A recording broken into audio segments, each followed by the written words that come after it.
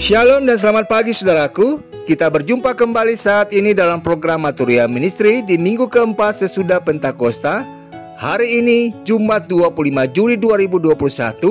Kita bersyukur kembali untuk anugerah kehidupan yang Tuhan berikan, untuk kesempatan berharga, untuk cinta kasih yang kita alami dan yang kita bisa berikan, dalam rasa sukacita yang kita rasakan untuk kebaikan Allah bagi setiap kita yang mengalami pertambahan setahun usia, baik itu usia kelahiran maupun usia pernikahan. Doa kami kiranya Kristus Tuhan senantiasa memberkati dan menyempurnakan sukacitanya. Kini saatnya kita akan membaca dan merenungkan firman Tuhan. Mendahulunya kita sehati dalam doa. Ya Bapa, inilah kami anak-anak-Mu yang telah siap mendengarkan suara-Mu melalui bacaan Alkitab di saat ini. Bersabdalah ya Tuhan, demi Kristus firman kebenaran kami berdoa. Amin.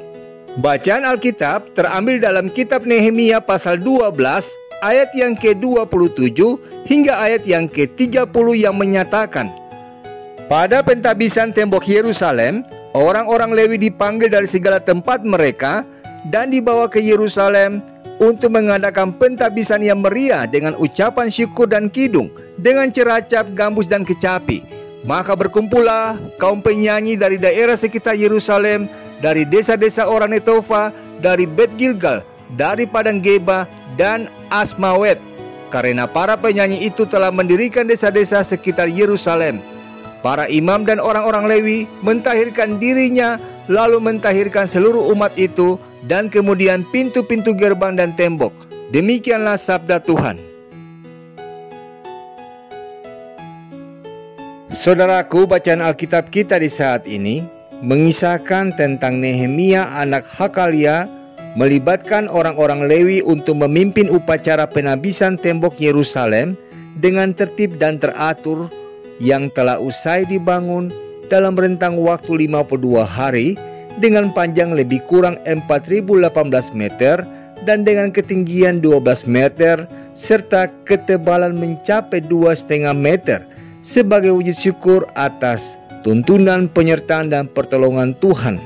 Sikap Nehemia yang tidak memimpin upacara penabisan namun melibatkan orang-orang Lewi yang melakukannya sejatinya merupakan wujud kerendahan hati seorang Nehemia dan ketaatannya kepada Allah sebagai ketentuan dan ketetapan Allah sejak zaman Musa, bahwa penyelenggaraan ibadah merupakan tanggung jawab orang-orang Lewi.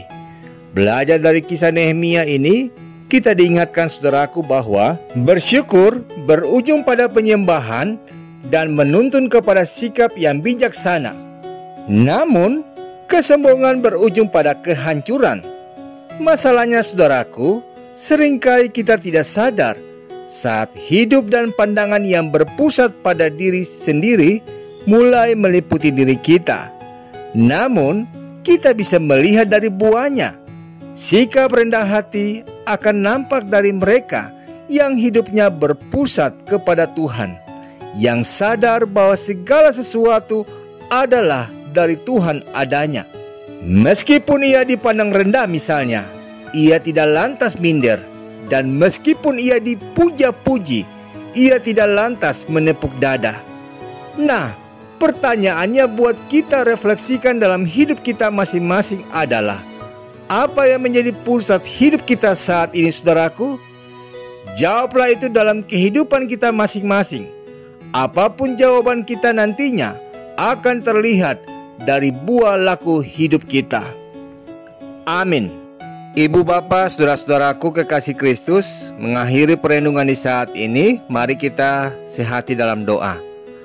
Tuhan Yesus, syukur dan terima kasih untuk sabda-Mu yang sudah berbicara bagi kami di hari ini.